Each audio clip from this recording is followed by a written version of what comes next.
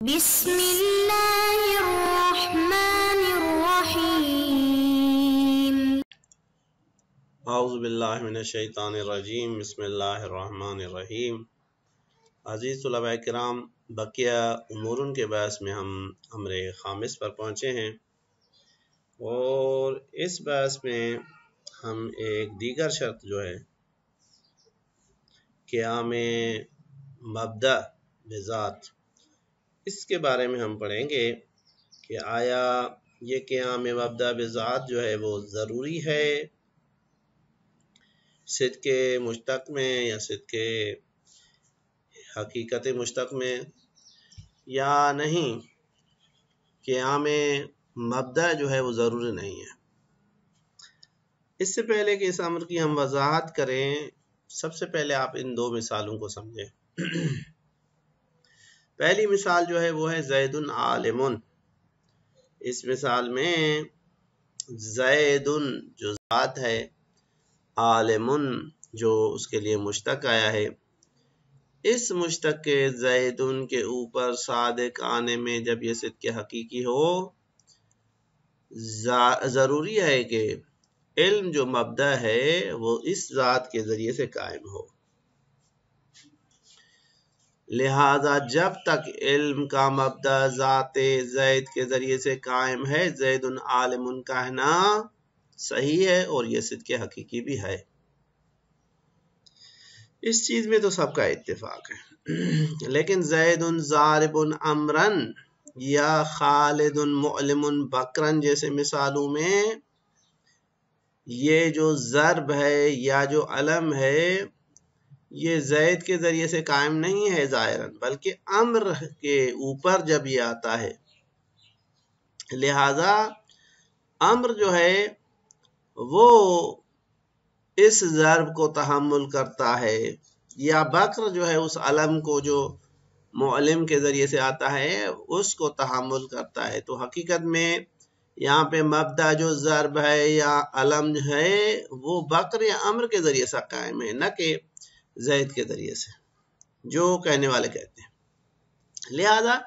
یہاں پہ آیا ہم کہہ سکتے ہیں کہ ضاربن کا قیام جو ہے یا ضرب کا جو قیام ہے وہ ذات کے بغیر بھی ہو سکتا ہے۔ یعنی ہم کہیں گے کہ ضرب اور علم جو ہے اگرچہ مشتق جو ہے ان دونوں کے اوپر صادق آتا ہے، لیکن رہا مسئلہ کہ اس کے باوجود زید جو ہے ولو ان کے ضرب اس کے ذریعے سے قائم نہ بھی ہو، پھر بھی وہ کیا ہے، ضارب کا اس کے اوپر صادق آنا حقیقی ہے۔ یا علم جو ہے ولو ان کے وہ خالد کے ذریعے سے قائم نہ ہو، اس کے باوجود ہم کہیں کہ بھئی خالد کے اوپر معلم کے مشتق کا صادق آنا کافی ہے۔ تو اس کا اختلاف یہ ہے کہ آیا ذات پر مشتق کے صدق حقیقی میں مبدأ کا ذات کے ساتھ قیام ضروری ہے یا ضروری نہیں ہے، اختلاف ہے۔ بعض قائلین کہتے ہیں کہ بھئی ہر جگہ پہ ضروری نہیں ہے، بعض مثالوں میں ضروری ہے اور بعض مثالوں میں جو ہے وہ ضروری نہیں ہے۔ لہذا جن مثالوں میں ضروری ہے، مثال کے طور پہ زید عالم میں یہاں پہ قیام جو ہے وہ ذات کے ذریعے سے ہوتا ہے، لیکن زید ضارب امرا اور خالد معلم بکرا جیسے مثالوں میں یہ قیام جو ہے وہ ضروری نہیں ہے۔ مصنف کی رائے یہ ہے کہ نہیں، ہر جگہ پہ یہ قیام جو ہے مبدأ کا ذات کے ساتھ یہ ضروری ہے۔ البتہ نحو قیام جو ہے یہ انواع تلبسات اور ہیئات کے اعتبار سے، اسی طرح سے نحو حمل کے اعتبار سے فرق کرتا ہے۔ اب اس سے پہلے کہ ہم مصنف کی اس رائے کو سمجھیں، ان اصطلاحات کو جو ہے نا ہم اپنے اندر میں جو ہے نا وہ ایک مرتبہ غور کرتے ہیں اور پھر جو ہے نا اس کو بیان کرتے ہیں۔ بے انواع تلبسات ہم نے پہلے بتایا کہ مبادی جو ہیں کبھی ان کو ذات میں اخذ کیا جاتا ہے بے عنوان صنعت، حرفہ، ملکہ، فعلیت، تو ہر ایک کا جو انقضاء بھی تھا ہم نے پہلے بیان کیا تھا وہ جدا جدا تھا۔ بس انواع تلبسات جو ہیں وہ فرق کرتی ہیں۔ بس قیام بھی جو ہے وہ ہر جگہ پہ کہاں بالفعل قیام لازمی ہے، کہاں بالملکہ قیام لازمی ہے، کہاں بالحرفہ اور صنعت کے اعتبار سے قیام لازمی ہے۔ اسی طرح سے ہیئات جو ہیں، جو مشتق کی ہیئت ہے اس کے اعتبار سے جو اس کی اقسام ہوتی ہیں ان کے اعتبار سے بھی قیام فرق کرتا ہے۔ بعض جگہ پہ یہ ہیئت جو ہے وہ فاعلی ہوتی ہے، جیسے اس میں فاعل کا صیغہ ہو تو وہاں پہ قیام جو ہے وہ صدوری ہوتا ہے، جیسے زید ضارب میں وہ صادر ہوتا ہے، مثال کے طور پہ ضرب زید، جیسے ہم کہتے ہیں فعل زید کے ذریعے سے صادر ہوتا ہے، زید یا ضارب، وہاں پہ ضارب جو ہے وہ ہیئت فاعلی میں فعل جو ہے وہ ذات سے صادر ہوتا ہے، بس قیام اس حد تک ہوتا ہے۔ کہیں پہ یہ قیام حلولی ہوتا ہے، جیسے صفت مشبہ ہے، جیسے ہم کہتے ہیں زید حسن، زید حسن ہے، تو وہاں پہ یہ قیام جو ہے وہ حلولی ہے۔ کبھی یہ وقوعی ہوتا ہے، اب یہ وقوعی کی دو اقسام ہیں، کبھی وقوعاً علیہ کی صورت میں ہوتا ہے، جیسے مفعول ہیئت مفعولی ہے کہ مفعول بھی میں فعل جو ہے وہ واقع ہوتا ہے جو ہے نا وہ مفعول بھی کے اوپر۔ کبھی جو ہے یہ وقوعاً فی ہوتا ہے، جیسے اسم زمان اور مکان میں ہوتا ہے، ہیئت اسم زمان و مکان جو ہے وہ وقوعاً فی، وہاں پہ قیام وقوعاً فی کے اعتبار سے ہوتا ہے۔ کبھی ان تینوں انواع کے علاوہ یہ جو قیام ہوتا ہے یہ انتزاعی ہوتا ہے۔ اب انتزاعی جو ہوتا ہے اس کی دو اقسام ہیں، ایک مرتبہ یہ منتظم ہوتا ہے امور مستحصلہ سے، اور وہ حقیقی ہوتے ہیں، بے الفاظ دیگر وہ جو انتزاع ہے اس کے نتیجے میں ایک چیز خارج میں وجود پاتی ہے، اور ہیئت انتزاعی جو ہے وہ امور اعتباری کے اعتبار سے بھی ہو سکتی ہے۔ تمام کے امثلہ موجود ہے، مثال کے طور پہ زوجیت، رقیت، ایسی چیزیں جو ہے وہ ہیئت انتزاعی جو ہے ان کی وہ امور اعتباریہ کے اعتبار سے ہوتی ہے۔ تو اس اعتبار سے ہمیں دیکھنا ہوگا کہ یہ جو آپ نے مثالیں قائم کی وہاں پہ قیام جو ہے وہ کس ہیئت کے اعتبار سے۔ معمول کی بھی دو قسمیں، ایک کو ہم کہتے ہیں معمول من سمیمہ اور ایک کو کہتے ہیں معمول بالضمیمہ، یعنی بعض چیزیں ایسی ہیں کہ جن کا ذات کے اوپر حمل ہونا کسی امر خارجی کا محتاج نہیں ہوتا، کسی امر خارجی کے لحاظ کرنے کا ضرورت نہیں ہوتی، جبکہ کچھ محمولات ایسے ہوتے ہیں کہ اگر ہم ان کو ذات کے اوپر حمل کریں تو وہاں پہ امر خارجی کا لحاظ کرنا ضروری ہوتا ہے۔ تو یہ نکات سمجھنے کے بعد ہی آپ جو ہے نا وہ اس کے بعد کہہ سکتے ہیں کہ بھائی آیا مغایرت ضروری ہے، قیام جو ہے وہ ضروری ہے یا نہیں ہے۔ تو سب سے پہلے ہم اس عبارت کو پڑھتے ہیں، اس کی بنیاد پہ ایک اور بحث جو شروع ہوئی ہے اس کو ہم بیان کرتے ہیں، اور اس کے جو مقدمہ بنائی یہ بحث اس بحث کے لیے، تو اس بحث کو بھی ہم بیان کریں گے، صاحب فصول کی رائے کو بھی ذکر کریں گے، مصنف کا رد بھی جو ہے وہ ذکر کریں گے۔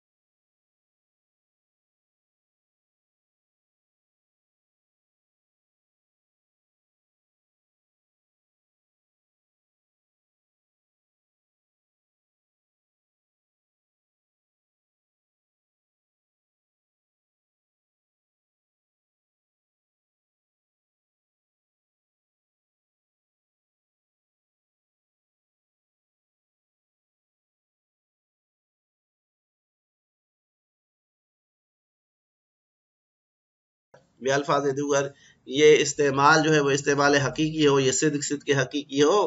آیا یہاں پہ قیام معتبر یا مبدأ کا جو ہے وہ قیام جو ہے وہ معتبر ہے یا نہیں ہے، ٹھیک ہے۔ وقد استدل من قال بعدم الاعتبار، اور کہا گیا ہے کہ بھائی یہ چیز معتبر نہیں ہے، یعنی قیام مبدأ جو ہے ذات کے ساتھ قیام لازم نہیں ہے، وہ لوگ جو اس قول کے قائل ہیں انہوں نے قد استدل، انہوں نے استدلال کیا ہے کہ بھائی ضروری نہیں ہے، کس چیز سے؟ بصدق الضارب والمعلم ما قیام الضرب والعلم بالمضروب والمعلم، جب ہم کہتے ہیں زید ضارب عمران یا زید معلم بکرن، تو ضارب جو مشتق ہے، معلم جو مشتق ہے، یہ ذات کے اوپر جو ہے نا وہ اس کا صادقانہ حقیقی ہے، جبکہ قیام ضرب اور علم کا جو قیام ہے وہ ذات مبدا کے لیے مشتق کے لیے نہیں ہے، ذات کے لیے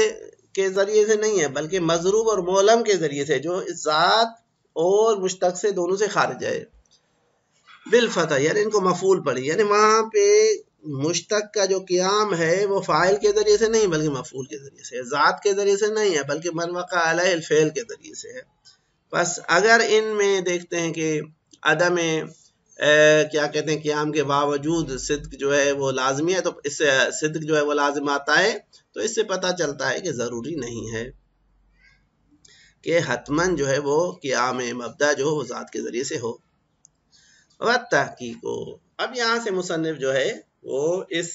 چیز کا جواب دیتے ہیں کہ بھائی آیا یہ چیز ضروری ہے یا ضروری نہیں ہے۔ لہذا فرماتے ہیں وَالتَّحْقِيقُ إِنَّهُ لَا يَنبَغِي أَن يَرْتَابَ مَنْ كَانَ مِنْ أُولِي الْأَلْبَابِ، کہ یہ اچھا نہیں لگتا، سزاوار نہیں ہے کہ وہ شخص جو اہل عقل ہے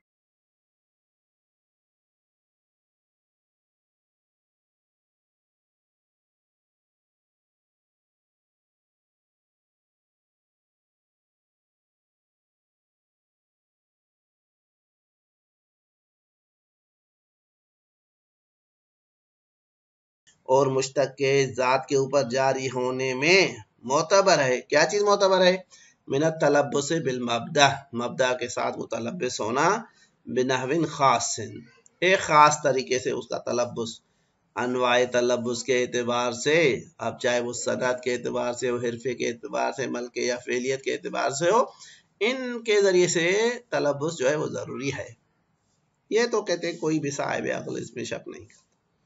البتہ یہ جو تلبس ہے علی اختلاف انواعہ الناشئۃ من اختلاف الموارد تارۃ و اختلاف الہیات اخری، البتہ یہ تلبس جو ہے یہ مختلف ہوتا ہے، فرق کرتا ہے اس کے انہا اور نحووں کے اعتبار سے۔ جو انہا پیدا ہوتی ہیں مواد کے مختلف، مبادی کے مختلف ہونے سے، جیسے ہم نے بتایا کہ وہاں پہ کبھی حرفہ ہوتا ہے، کبھی فعلیت ہوتی ہے، کبھی صنعت ہوتی ہے، و اختلاف الہیات اخری، دوسری مرتبہ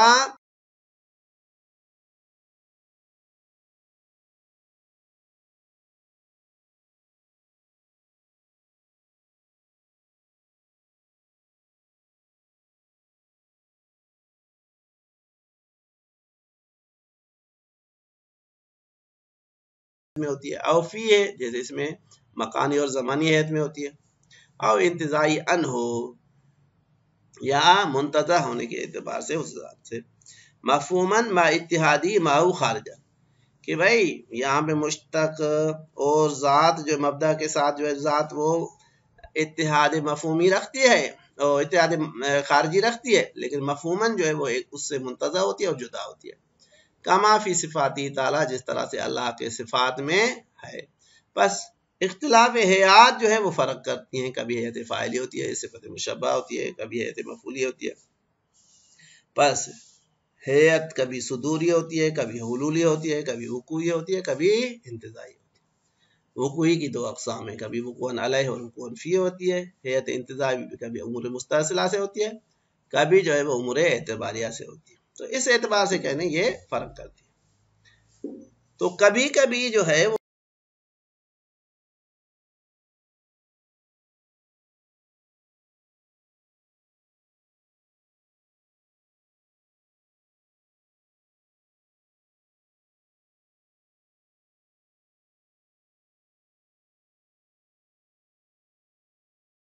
نے پہلے اشارہ کیا ہے، بس اس کو اگر خلاصہ کریں تو بھائی ہم کہتے ہیں کہ قیام ضروری ہے، البتہ یہاں پہ جو ہمارے ہاں معتبر ہے ان 4 قسموں میں 6 قسموں میں سے وہ یہ ہے کہ بھئی ہم جب کہتے ہیں زید ضارب امرن یا معلم بکرن، تو ان جگہوں پہ یہ عنوان جو مشتقات ہیں یہ منتزع ہوئے ہیں اس مبدأ سے، تو کہتے ہیں اس طرف سے یہ فرق کرتا ہے، ہر مورد جو ہے وہ فرق کرتا ہے۔ او ما عدم تحقق الا للمنتزع عنہ، یہ چھٹا مورد ہے جو یعنی حیت وہاں پہ منتزع ہوتی ہے، مشتق جو ہے وہ وہاں پہ حیت انتزاعی رکھتا ہے، لیکن اس کا اصلاً منتزع ان ہو، اوپر لکھ لیں اس کو ذات، یعنی ذات کے علاوہ اس کا کوئی تحقق نہیں ہوتا، کوئی وجود نہیں ہوتا، کما فی الاضافات والاعتبارات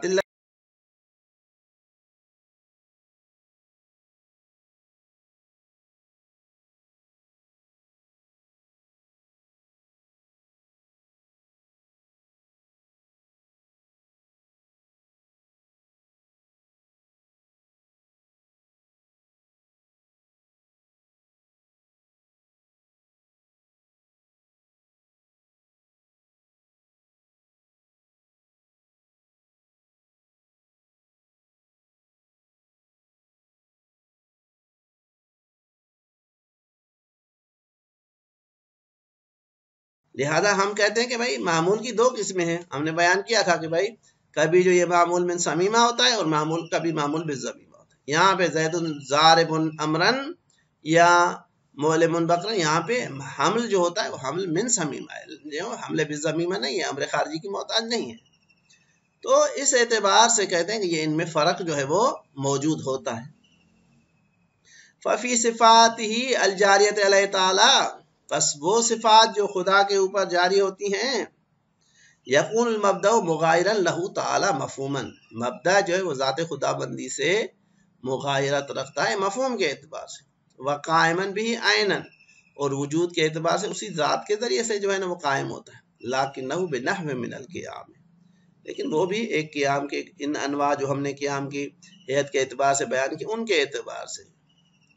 لا بأن یکون ھناک اثنینیۃ، یہ نہیں ہے کہ وہاں پہ کوئی دو چیزیں ہیں